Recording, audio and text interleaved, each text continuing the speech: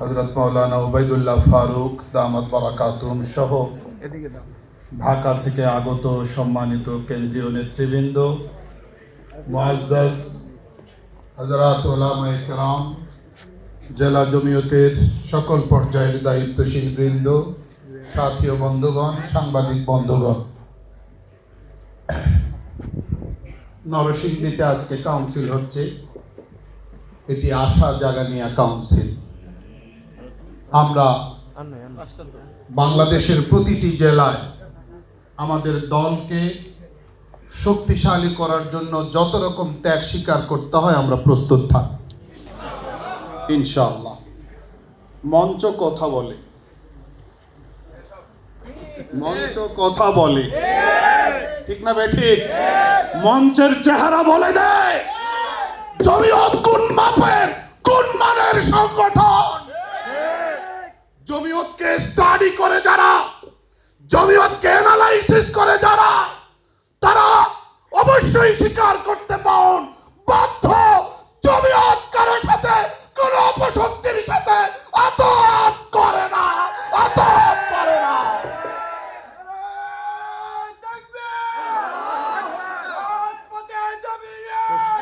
সময় নেই। ফেসিবাদ জনতার স্বতঃস্ফূর্ত আন্দোলনে, ছাত্র জনতার গণ অভ্যুত্থানে ফেসিবাদ পালিয়ে গেছে, কিন্তু তার চরিত্র রেখে গেছে। ফেসিবাদ পালিয়ে গেছে, কতগুলো চরিত্র রেখে গেছে। একটা চরিত্র মিথ্যা, এত বলো এত বলো এত বলো, মিথ্যা যেন সত্য হয়ে যায়। সে কথা ঠিক না বেঠিক? এই চরিত্র রেখে গেছে। চোরের মায়ের বড় গলা, সমস্ত মানুষের নাগরিক, সাংবিধানিক, ধর্মীয় সকল রকম অধিকার হরণ করবে, সংবাদপত্রের স্বাধীনতা হরণ করবে, বিচার বিভাগের স্বাধীনতা হরণ করবে, আর সংসদে দাঁড়িয়ে বলবে আমাদের আমলে বিচার বিভাগ স্বাধীন। সংবাদপত্র ইতিপূর্বে এইরকম স্বাধীনতার কখনোই ভোগ করে নাই। চোরের মায়ের বড় গলা, এই চরিত্রটাও রেখে গেছে। ফেসিবাদ বিতাড়িত হওয়ার পরে এই আগস্ট জুলাই পরবর্তী বাংলাদেশে আজকে যারা ফেসিবাদী চরিত্র ধারণ করেছেন, চোরের মায়ের বড় গলা কথা বলছেন, আপনাদের বিরুদ্ধে মুখ খুলতে বাধ্য হব, বাধ্য হব, বাধ্য হব। টেবিল টকে আসেন, ডিবেট করে আসেন, যুক্তি তর্কে অবতীর্ণ হয়ে আসেন, পাওয়ার কার কতটা দেখায় দেব। সাবধান, জমিয়তের ইতিহাস আধিপত্যবাদের বিরুদ্ধে লড়াই করার ইতিহাস, জমিয়তের ইতিহাস আগ্রাসনের বিরুদ্ধে লড়াই করার ইতিহাস। সুজন বদিউল আলম মজুমদার সাহেব সাংবাদিকদেরকে বললেন যে আমরা জরিপ চালিয়েছি, শতকরা 70-71% মানুষ আপার হাউসে উচ্চ কক্ষে পিয়ার চায়। কি বলছেন? উচ্চ কক্ষে পিয়ার চায়।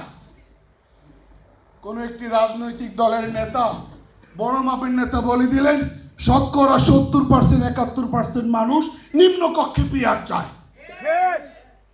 কোথাকার রিপোর্ট, কোথাকার জরিপ এনে লাগাই দিলেন কোথায়? পেপার পত্রিকায় নিউজ হচ্ছে ওই বড় দলের নেতার নামে। তারা বলছেন বাংলাদেশের 70% মানুষ পিয়ার চায়। এই মিথ্যাচার তো ফেসিবাদের চরিত্র। এই সকাল বিকাল মিথ্যা কথা বলা, এটা আদর্শ রাজনীতির সাথে যায় না। বাংলাদেশ মুসলমানদের দেশ, বাংলাদেশ বীর আউলিয়াদের দেশ, বাংলাদেশ ধর্মপ্রাণ মুসলমানদের দেশ। এখানে ইসলামের বিরুদ্ধে যারা পদক্ষেপ নেবে তাদের টুটি চেপে ধরবো আমরা। অনুরূপ ভাবে যারা স্বাধীনতার বিরুদ্ধে, আমাদের সার্বভৌমত্বের বিরুদ্ধে যারা হাত দেবে তাদেরকেও আমরা ছাড়বো না, ইতিহাসে রাস্তা করে নিক্ষেপ করব। জমিয়ত কাউকে ছেড়ে দিয়ে কথা বলবে না, লড়াই অব্যাহত থাকবে। সেই লড়াইয়ে সাথে কারা কারা থাকতে রাজি হাত দেখতে চায়। আল্লাহ আল্লাহ সবাইকে কবুল করুন। নাসরুম মিনাল্লাহ ওয়া ফাতহুন করিম।